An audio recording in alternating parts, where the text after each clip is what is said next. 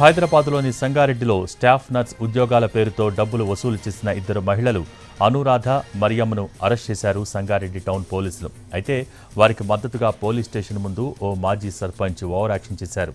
Case పెట్టారు కనుక డబ్బులు తిరిగిచ్చేది లేదని బెదిరింపులకు దిగారు. 50,000 రూపాయలు కడితే ఇద్దరికీ బెయిల్ వస్తుందని, దిక్కున్న చోట చెప్పుకోండి అంటూ బాధితులను హెచ్చరించారు. దీంతో తమ డబ్బులు తమకు ఇప్పించాలని కంటతడి పెట్టుకున్నారు బాధితులు. ఉద్యోగం కోసం చేసిన అప్పులు తీర్చలేక ఇబ్బందులు పడుతున్నామని ఆవేదన వ్యక్తం చేస్తున్నారు.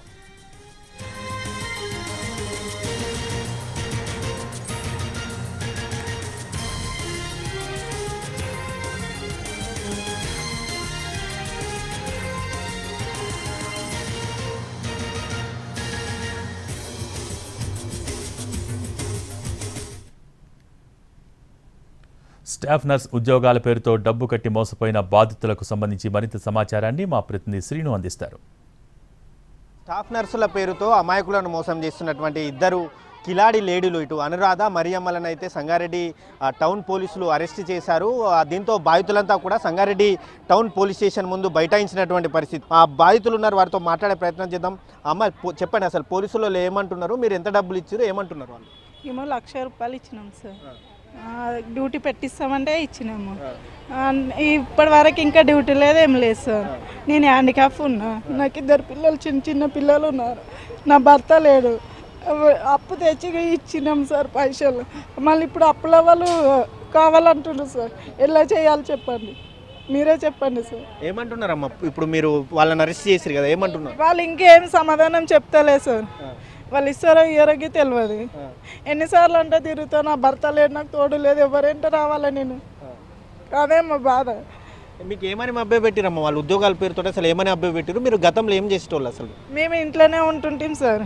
ఇంట్లో ఉంటే సడన్గా మా ఆయన ఆటో వచ్చి చనిపోయిన నుంచి ఇంట్లో ఉంటే పిల్లలకు పోషించుకోవాలి కదా సార్.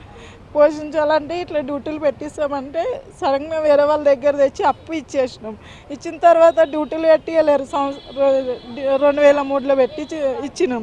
ఇప్పటి వరకు వడ్డీ అవి అయితే కదా సార్. డ్యూటీ వస్తే కొంచెం ఇచ్చుకుంటూ వెళ్ళిపోతుంటే మేము ఆ డ్యూటీ లేదు, ఏం లేదు. ఇట్లా పోలీస్ స్టేషన్ల చుట్టూ అక్కడిక్కడ తిరగాలంటే మా వల్ల కాదు సార్. అంటే ఇప్పుడు మీరు ఏం కోరుకుంటున్నారమ్మా? మీకు ఏం కావాలి? డబ్బులు ఇవ్వాలని కోరుకుంటున్నాం సార్. మేము ఆల్రెడీ కేసు బుక్ చేసినాము, కోర్టులో చూసుకోండి అన్నట్టు మాట్లాడుతున్నారు. మాకు కావాలి డబ్బులు. మేము ఇప్పటివరకు పోరాడింది డబ్బులు. ఇంతమంది వచ్చింది డబ్బులు ఇప్పియాలని. డబ్బులు వాళ్ళు ఇస్తేనే మేము ఇప్పిస్తాం, లేకపోతే వాళ్ళు ఏంది మేమే ఇప్పియలేమన్నట్టు మాట్లాడుతున్నారు. రాత్రి ఏమో 15 లక్షలు ఇస్తామని చెప్పేసి ఒప్పుకున్నారు.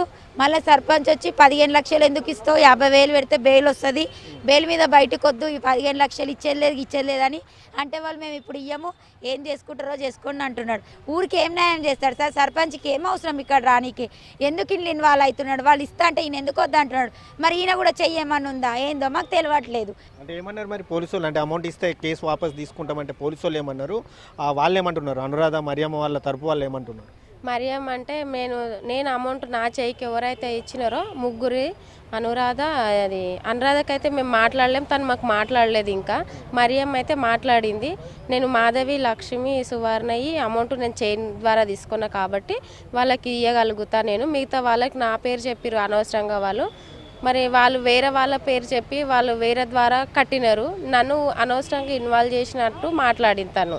ఆ తాళి పుస్తలు తాకట్టు పెట్టి మరి జాబ్ వస్తుందన్న ఆశతో మేము వారికి డబ్బులు ఇచ్చాము, ఇప్పుడు జాబ్ ఇవ్వకపోగా తిరిగి తమకే బెదిరిస్తున్నారు. కేసు పెట్టుకుంటే పెట్టుకోండి, మీరేం చేస్తారన్నట్టు తమపైనే దుబాయిస్తున్నారని చెప్పి అయితే బాధితులు వాపోతున్నారు. ఇప్పటికైనా ఇటు సంగారెడ్డి టౌన్ పోలీసులు కావచ్చు, ఇటు సంగారెడ్డి జిల్లా ఎస్పీ కావచ్చు, ఇద్దరు కూడా ఇటు వెంటనే స్పందించి నిందితుల నుంచి తమకు డబ్బు అందే విధంగా న్యాయం చేయాలని చెప్పి బాధితులు అయితే కోరుకుంటున్నారు. కెమెరామ్యాన్ రమేష్తో శ్రీనివాస్, ఎన్టీవీ, సంగారెడ్డి జిల్లా.